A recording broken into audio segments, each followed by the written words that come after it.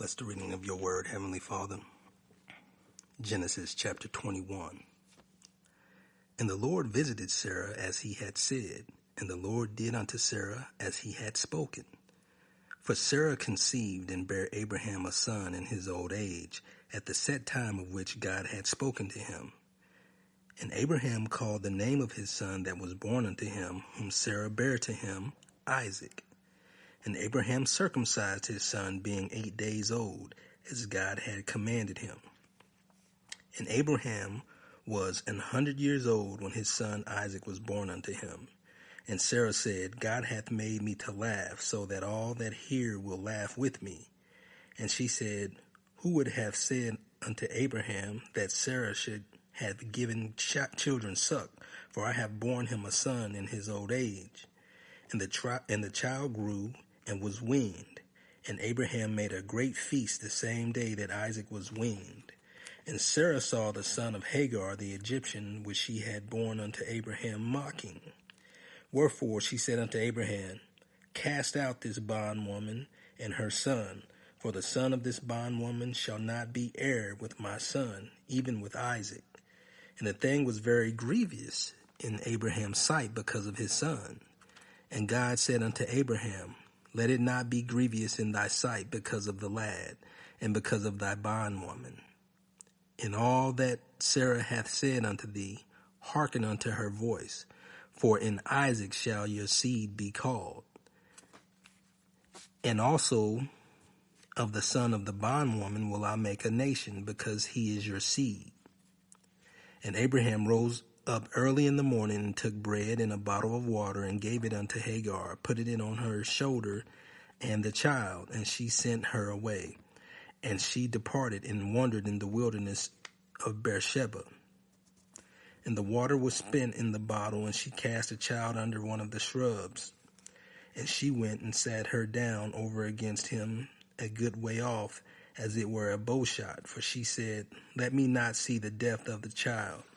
And she sat over against him, and lifted up her voice and wept. And God heard the voice of the lad, and the angel of God called to Hagar out of heaven, and said unto her, What ails you, Hagar? Fear not, for God has heard the voice of the lad where he is. Arise, lift up the lad, and hold him in thine hand, for I will make him a great nation.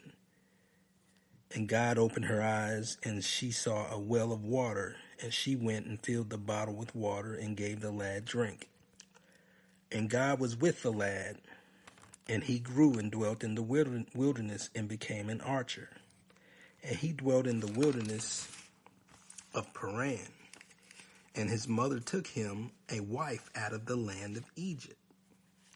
And it came to pass at that time that Abimelech and Phicol, the chief captain of his host, spake unto Abraham, saying, God is with you in all that you do.